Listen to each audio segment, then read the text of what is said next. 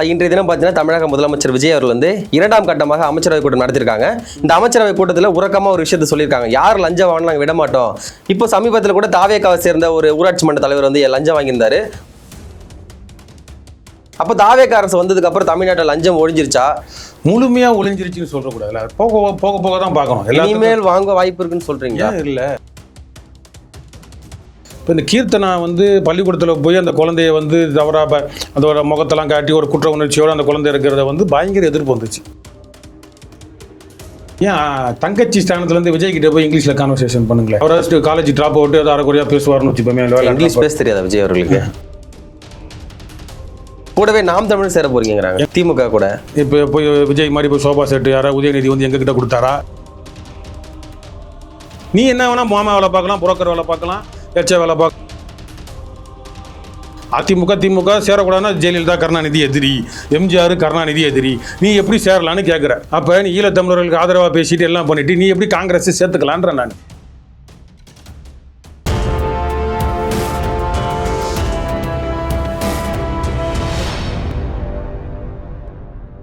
யூத்தமிழர்களுக்கு அன்பு வணக்கம். இன்றைய சிறப்பு நேர்காணல் நம்மோடு இணைந்திருப்பவர் நாம் தமிழர் கட்சி சேர்ந்த திரு வெற்றி தமிழன் அவர்கள். வணக்கம் சார். வணக்கம். எப்படி இருக்கீங்க? நல்லா இருக்கும். ஓகே.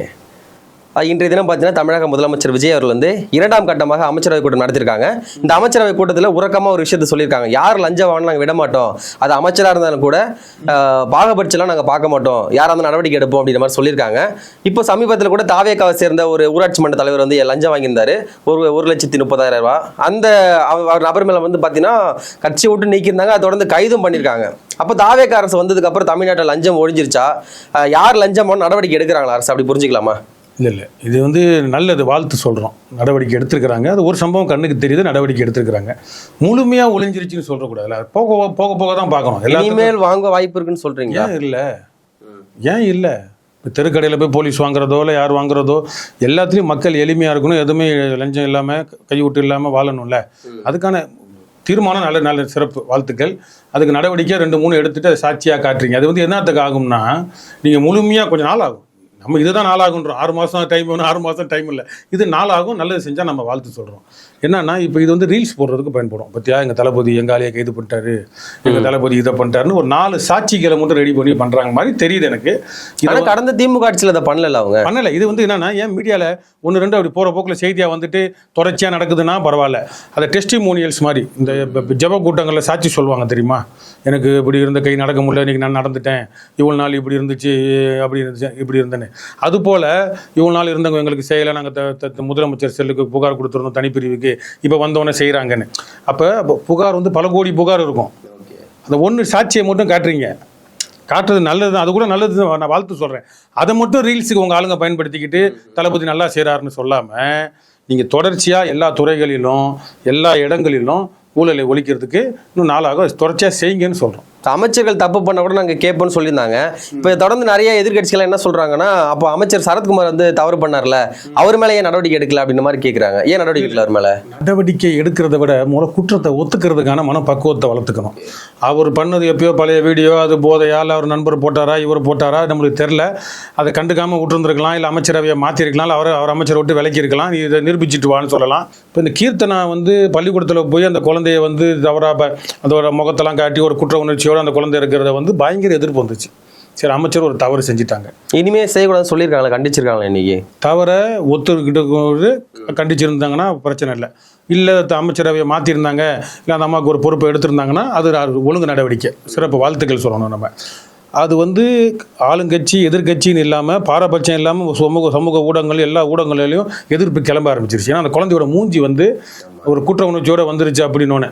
அப்போ வந்தப்போ அப்போ என்ன பண்ணாங்க, அக்கா ஸ்தானத்துலேருந்து பள்ளி கல்வித்துறை அமைச்சர் சொல்லியிருந்தார், அக்கா ஸ்தானத்துலேருந்து ஏன் தங்கச்சி ஸ்தானத்துலேருந்து விஜய் கிட்ட போய் இங்கிலீஷில் கான்வர்சேஷன் பண்ணுங்களேன். அவராக காலேஜ் ட்ராப் அவுட்டு அதை அரைக்குறையாக பேசுவார்னு வச்சுப்போமே. இங்கிலீஷ் பேச தெரியாதா விஜய் அவர்களுக்கு? கான்வர்சேஷன் முழுசாக வராது சார். முதலமைச்சர் இங்கிலீஷ்னா நடுநூலில் 1969 ஸ்டாலின் அவர்களே இதுதான் இண்டிகேஷன் டிரான்ஸ்லேஷன், இந்த மாதிரி தான் இந்த நடுவில் இருக்க வார்த்தைகள் வரும், கான்வர்சேஷன் முழுசாக வராது.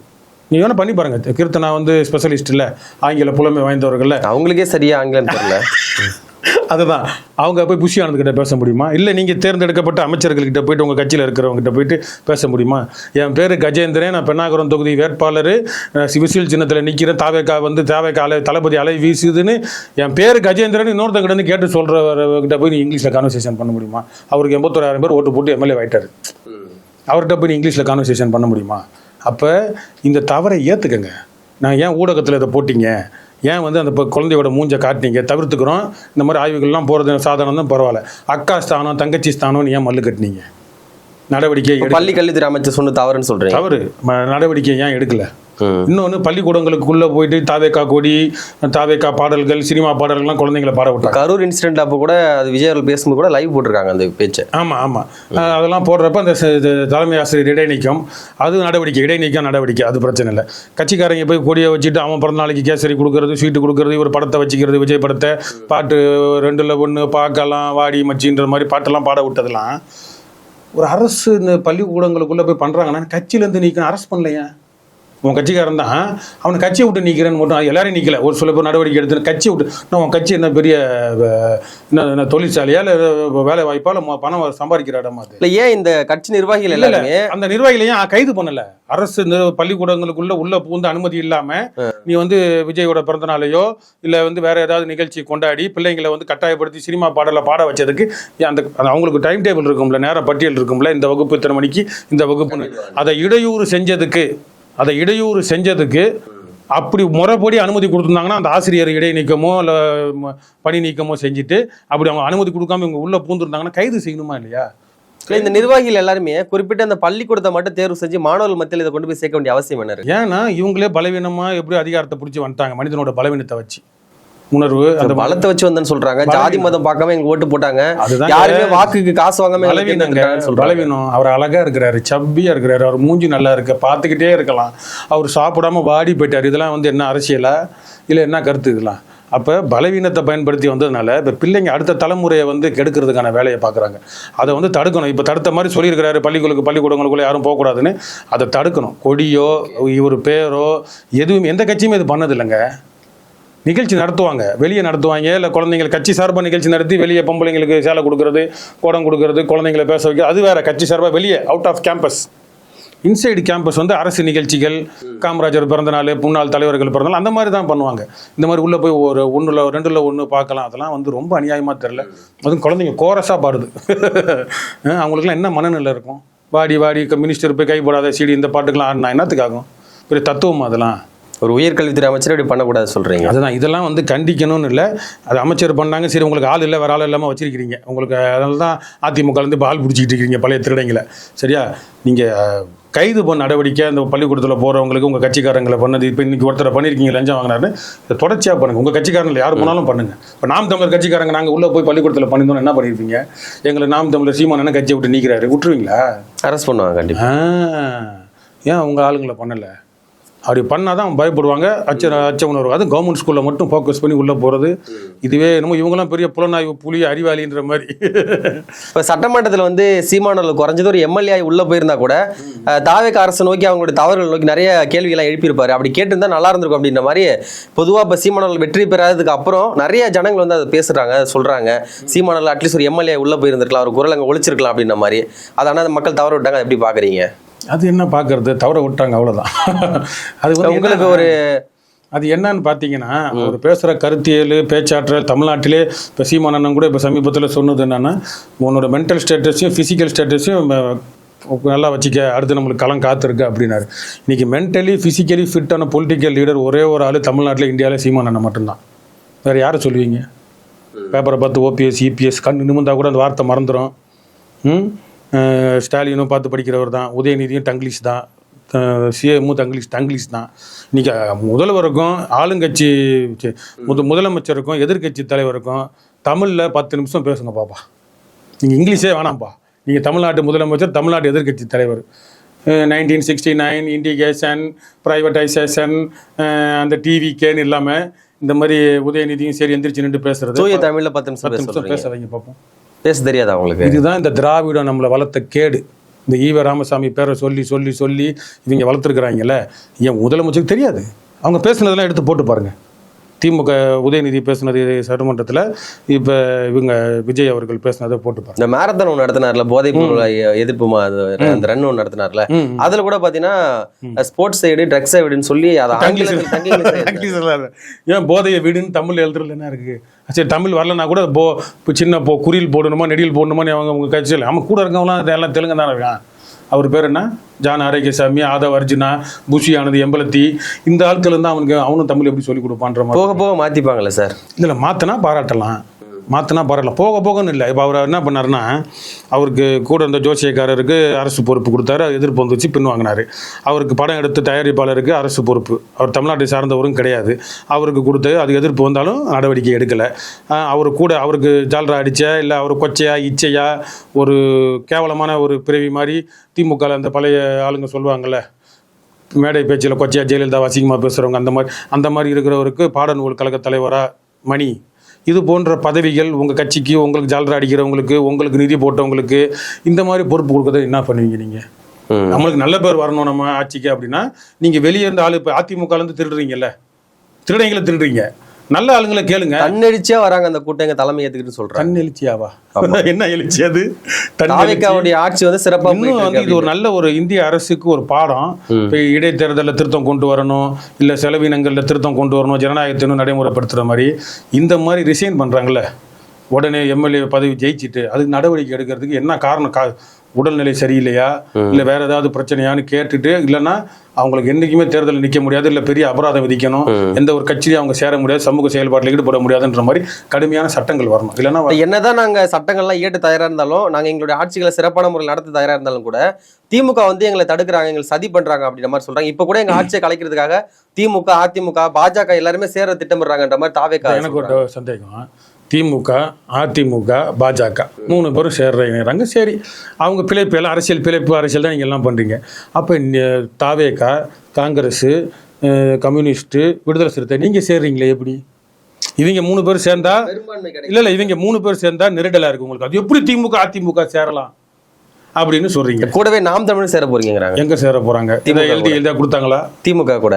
இப்போ போய் விஜய் மாதிரி போய் சோபா செட்டு யாரா உதயநிதி வந்து எங்க கிட்ட கொடுத்தாரா, இல்லை நாங்க அண்ணா அறிவாலயம் போய் ஏதாவது ஒப்பந்தம் போட்டோமா? அப்படி போட்டா நீங்க பேசுறதுல நியாயம் இருக்கு. இவர் அங்க போனாரு, அவங்க இங்க வந்தாங்க, பொன்னாட போத்தாங்க, சோபா போச்சு, எல்லாம் போச்சு, டீலிங் நடந்துச்சு. அப்ப நான் சொல்ல வர்றது என்னன்னா, அப்ப அதிமுக திமுக நினைஞ்சா பாவம், ஐயோ காலங்காலமா அடிச்சு நிக்கிறாங்க. அப்ப இங்க இருந்த காங்கிரஸ் எப்படி அங்க போலாம்? நீ என்ன வேணா மாமா வேலை பார்க்கலாம், புரோக்கர் வேலை பார்க்கலாம், எச்ச வேலை பார்க்கலாம், என்ன வேணா பார்க்கலாம். இவங்க பண்ணா ஏன் தப்புன்ற? இவங்க பண்ற தப்புன்னு சொல்றல்ல, நீ எதுக்கு அங்கிருந்து ஆள் பொறுக்கிற? அக்கா கேட்கறது புரியுதா உங்களுக்கு? அதிமுக திமுக சேரக்கூடாதுன்னா ஜெயலலிதா கருணாநிதி எதிரி, எம்ஜிஆர் கருணாநிதி எதிரி, நீ எப்படி சேரலான்னு கேட்குற. அப்போ நீ ஈழத்தமிழர்களுக்கு ஆதரவாக பேசிட்டு எல்லாம் பண்ணிட்டு நீ எப்படி காங்கிரஸ் சேர்த்துக்கலான்ற நான். அப்போ நீனு நெருடலான இந்த ஒரு கொச்சையான ஒரு கேவலமான பாரம்பரியம்னு சொல்கிற இந்த அரசியல் தானே பண்ணிட்டு இருக்கிற, கேவலமான அரசியல் தானே பண்ணிட்டு இருக்கிற. அது என்டி அவர் பேர்னா நிர்மல்குமாரா, கேடி நிர்மல்குமாரா, இதை சொல்கிறப்ப இப்போ நீங்கள் யாரா என்ன வேலை பார்க்குறீங்க? அது சிடிஆர் நிர்மல்குமார். அப்போ இந்த வேலை என்ன வேலை சொல்கிறீங்க? நீங்கள் பண்ணால் அது நல்லது, அவங்க பண்ணால் அது புரோக்கர் வேலையா? ரெண்டுமே புரோக்கர் வேலை, அவ்வளோதான். இப்போ திருமாவளவன் சொல்லியிருக்காரு, பாஜக எதிர்ப்பில் இன்னைக்கு வரைக்கும் திமுக ஸ்ட்ராங்காக இருக்காங்க, ஒருவேளை அந்த எதிர்ப்பை மாறிட்டு பாஜக கூட அவங்க சேர்ந்தாங்கன்னா நான் எதிர்ப்பேன், இப்போ நான் நட்பு சக்தியாக தான் இருப்பேன் திமுக கூட சொல்றாரு. தாவேக்கா கூட ஆதரவு கொடுத்துட்டு அவங்க கூட அமைச்சரவையிலையும் பங்கெடுத்துட்டு திமுக நட்பு சக்தின்னு சொல்றாரு. இதை எப்படி நம்ம புரிஞ்சுக்கிறது சார்? வைகோ ஐயா வந்து ஒரு நேரத்துக்கு ஒரு வேடம் தெரித்தாலும் அந்த வேடத்துக்கு ஏற்ற மாதிரி இருப்பார். அவருக்கு ஆஸ்கர் அவார்டு கொடுக்கலாம் வைகோ ஐயாவுக்கு. ஆனா அவரே ஒரு பரிந்துரை நோபல் பரிசு கொடுக்கலான்னு திருமாவளவனுக்கு சொல்லியிருக்கிறார். அது அப்புறம் திரும்ப பெற்றுட்டார்ல, நான் சொன்னது தவறுன்னு. திரும்ப பெற்றாரோ பெறலாதோ அப்புறம் நோபல் பரிசு கொடுக்கலாம் அப்படின்னு. ஏன்னா எல்லாருக்கும் உண்மையா இருக்கிறன்ற மாதிரி. என்னன்னா ஒருவேளை திமுக திரும்ப அதிகாரத்துக்கு வந்துருமோ, இந்த ஆட்சியை கழிச்சிட்டு அதை சேட்டையை கொடுத்துட்டு திரும்ப காசு செலவு பண்ணி வந்துருவாங்களோ, நம்மளுக்கு திரும்ப கட்ட பஞ்சாயத்து பண்றதுக்கு ஒரு வாய்ப்பு இல்லாம போயிருமோ, நம்ம திமுக ஒன்றிட்டே இருந்தா கட்சி எங்க தனித்துவம் தெரியும். இப்போ வைகோ கட்சி இல்லாம போய் 2 சீட்டு 1 சீட்டுன்னு வந்து நின்று அந்த 2 எம்எல்ஏக்களையும் வைகோ ரிசைன் பண்ண சொல்லி பண்ணாம போயிட்டாங்களே, பண்ண முடியல. உன் கட்சி தண்ணியில் இழந்து போச்சுல, பம்பரம் சின்னம் போச்சு, எல்லாம் போச்சுல. இப்போ விடுதலை சிறுத்தையும் அப்படி தானே ஆகும். இன்றைக்கி 2 எம்எல்ஏ வச்சுட்டு போய் இது மாதிரி பிளுக்குன்னு பேசிகிட்டு இருக்கிறீங்க. நீங்கள் நாளடைவில் அப்படி தானே ஆவீங்க. என்றைக்கு தனியாக நின்றுருக்கீங்க? நான் ஒரு தடவை கேள்விப்பட்டப்ப கடலூர் மாவட்டத்தில் ஒரு நண்பர் சொன்னார், ஒரு தலித் இயக்கம், அவர் தனி இயக்கம் வச்சுருக்கிறாங்க. அவர் சொல்கிறாரு, கடலூர் மாவட்ட செயலாளர் வந்து விடுதலை சிறுத்தையில் செயலாளர் திருமாவளவன் ஏதாவது உத்தரவிட்டு சொன்னால் கூட திமுக மாவட்ட செயலாளர்கிட்ட கேட்டுட்டு தான் பண்ணுறாரு அப்ரூவல். அப்படி கட்சி இப்படி ஈயும் இதுமா இணைஞ்சிருச்சு. ஆமா அப்போ இப்ப இந்த 2 சீட்டுக்காக நான் சொல்றது வந்து ஒரு 4-5 வருஷத்துக்கு முன்னாடி இப்ப இந்த 2 சீட்டுக்காக இந்த இதுக்காக இப்படி இங்க வந்து ஆட்சியை வந்து நாங்க முட்டு கொடுக்குறோம் அப்படின்னு சொல்லி வந்து இங்க நிக்கிறாங்க. அப்ப சொல்றேன் நானு இப்ப இன்னைக்கு விஜய்க்கு இப்படி நிக்கிறீங்க, அப்ப திமுக அப்படி இருந்தீங்க, அப்ப நாளடைவில் உங்க கட்சிக்கு ஒரு தனித்துவம் இல்லாம போயிடும். தொண்டர்கள்லாம் எந்த மாதிரி மனநிலை இருப்பாங்க? தலைவரே இப்படி மாத்தி மாத்தி பேசுறாரு அப்படின்னா, முன்னுக்கு பின் முரணா பேசுறாருன்னா தொண்டர்கள்லாம் வந்து எந்த பக்கம் நிற்பாங்க? இல்ல இன்னொன்னு என்னன்னா, இப்ப ராமதாஸ் ஐயாவா இருக்கட்டும், திருமாவளவன் அண்ணனா இருக்கட்டும், கிருஷ்ணசாமி போன்ற அவங்க வந்து சாதி அமைப்புகள் தான். இப்போ ராமதாஸ்னா ஆதிக்க சாதி, நான் இந்த சாதின்னு இல்லை, ஏதோ ஒரு அடி வாங்குறவனும் அடி கொடுக்குறவனும் அடி வாங்குறவனும் அடி மாறி மாறி தான் நடக்குது சம்பவங்கள்லாம். அப்போ அந்த இதில் என்ன பண்ணிடுறாங்க, மக்களுக்கு வந்து ராமதாஸ் ஐயா அப்பனும் பிள்ளையும் பிரிஞ்சாலும் திரும்ப சேர்ந்தாலும், புரியுது அவங்களுக்கு நான் சொல்றது, அந்த இதில் நம்ம வன்னியர் ஓட்டு அந்நியருக்கு இல்லை அப்படின்ற சாதிய காரணத்தினால அந்த மாதிரி இவங்களுக்கு தமிழ்நாட்டில் ஒடுக்கப்படுற சமுதாயங்களுக்கு எல்லாருமே சின்னதாக அம்பேத்கர் படம் வச்சுக்கிட்டு இப்போ வேசர்பாடி பக்கம் வந்தீங்கன்னா கட்ட பஞ்சாயத்து இல்லை சின்ன சின்ன நல்ல அமைப்புகள், இரவு நேர பாடசாலைகள் நடத்துகிற அமைப்புகளும் இருக்குது, தலித் இயக்கங்கள், இந்த மாதிரி கட்ட பஞ்சாயத்து பண்ணுறவங்க, இந்த மாதிரி பல இருக்குது. அதில் ஒரு பெரிய ஐக்கானா தமிழ்நாடு அளவில் ஒரு பெரிய தலைவராக இருக்கிற திருமாவளவன். இல்லை கட்ட பஞ்சாயத்து பண்ணுறவர் சொல்கிறது சரியா இருக்குமா? அவர் கட்சியில் இருக்கிறாங்க, பண்ணலாம் இல்லைன்னா பண்ண மாட்டேன்னு எப்படி சொல்ல முடியும்? இவ்வளோ தூரம் புரோக்கர் வேலை பார்க்குறப்ப எல்லா கட்சிக்குள்ளேயும் பார்க்குறப்ப இது பண்ண மாட்டாங்களா அவங்க கட்சியில்? ஆனால் சொல்ல வரேன்னு புரிஞ்சுக்கோங்க.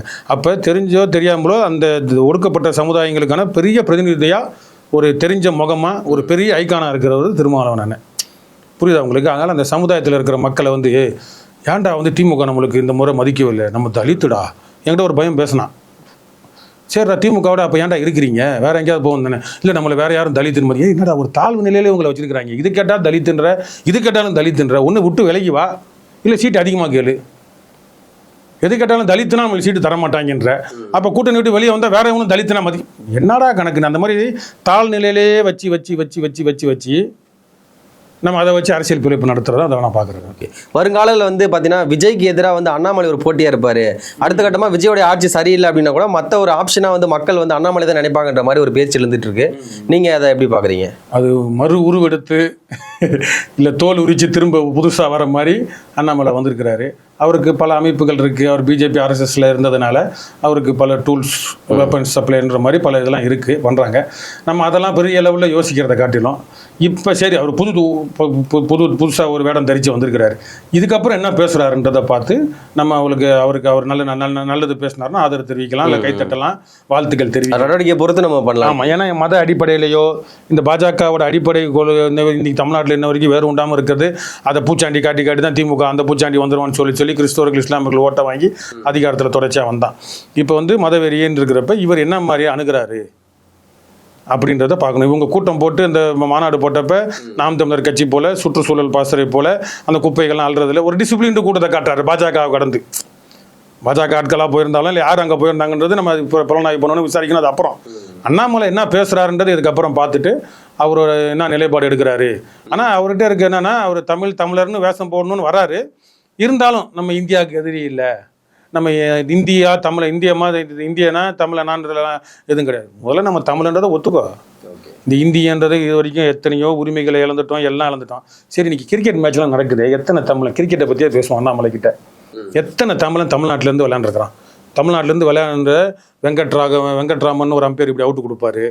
இன்றைக்கி இருக்கிற பத்ரிநாத் ஸ்ரீநாத்னு ஒருத்தர் இருந்தார், சடகோபன் ரமேஷ், அப்புறம் எல் பாலாஜின்னு அப்புறம் நிறையா பேர் இருந்தாங்க. எத்தனையோ நான் இப்போ சொல்கிற பிள்ளைங்க என்ன தெரிஞ்ச ஒருத்தன் கூட தமிழ் இல்லைங்க, தெலுங்கு பிராமின்னு இல்லைன்னா பிராமின்ஸ் தாங்க. இவங்களே அங்கே முழுசாக விளையாண்டது இல்லைங்க. ராபின் சிங் வந்து அவரும் வந்து இங்கேருந்து இப்போ பிராமின்னு அங்கே வெளிநாட்டில் போய் வெஸ்ட் இண்டீஸில் எங்கேயோ பிறந்து வளர்ந்தவர், அவரும் பிராமின் தான். அவரையும் முழுசாக விளையாட இல்லைங்க. பிராமணர்களுக்கே தமிழ்நாட்டில் அப்போ தமிழன் இல்லாத கிரிக்கெட் அணி ஏன் வெல்லணும்? என்னோட பிரதிநிதித்துவம் இல்லாத கிரிக்கெட் அணி சர்மா அவன் தமிழ் ஆளுங்க விளையாடணும்னு கேட்டால் நியாயம் இருக்கு. ஏன் வெல்லணும்னு கேட்டால் அவங்க வென்றதானே சார் தமிழ்நாட்டுக்கு பெருமை. 78 வருஷம் இந்தியாவில் ஒருத்தம் கூட தமிழ் இல்லைன்னா என்னங்க அது கிரிக்கெட் டீமு? 78 வருஷம் இந்தியாவில் ஒருத்தம் கூட தமிழ் இல்லைன்னா சாசார்ஜின் விளையாண்டுருக்கிறாரு, லட்சுமணன் ஹைதராபாத்லேருந்து தெலுங்கர் விளையாண்டுருக்கிறாரு, கேரளாலேருந்து இன்னைக்கு சஞ்சு சாம்சன் ஒருத்தன் விளையாடுறான், எத்தனையோ பேர் இருக்கிறாங்க. தமிழ்நாட்டிலேருந்து எங்கே இல்லை, ஒரு பள்ளம் பறையெல்லாம் நாங்களாம் மாட்டுக்கிறீங்களா விளையாட மாட்டோமா நாங்களாம்? திறமை இருந்தால் வரலாம் சார் மேலே. என்ன ஏன் வர திறமை இல்லைன்னு சொல்கிறீங்க? தயிர் சாதம் திங்கிற ரோஹித் சர்மாவுக்கு, இந்த ஐயருக்கு, இந்த பேருக்கு முன்னாடி ஜாதி போடுறவங்களாம் வச்சுப்பீங்க. தமிழை உங்களுக்குன்னா அவ்வளோ இலக்காரமா? அப்போ நீங்கள் தமிழ்நாட்டிலேருந்து எடுத்தவனையும் பிராமணர் ஆளுங்களாம் எடுத்துகிட்டு அவங்களுக்கும் சரியான வாய்ப்பு கிடைக்கல, தமிழர்களுக்கான வாய்ப்பே இல்லையே, அப்புறம் எதுக்கு நாட்டுப்பற்று?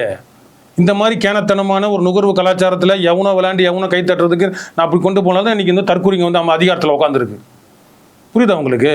என் மக்கள் விளையாடணும், என் சொந்தக்காரன் விளையாடணும், நம்ம கேட்குறது ஒருத்தனை 2 பேரை பிரதிநிதித்துவம் காட்டுங்கன்றனே, ஏன் இல்லை?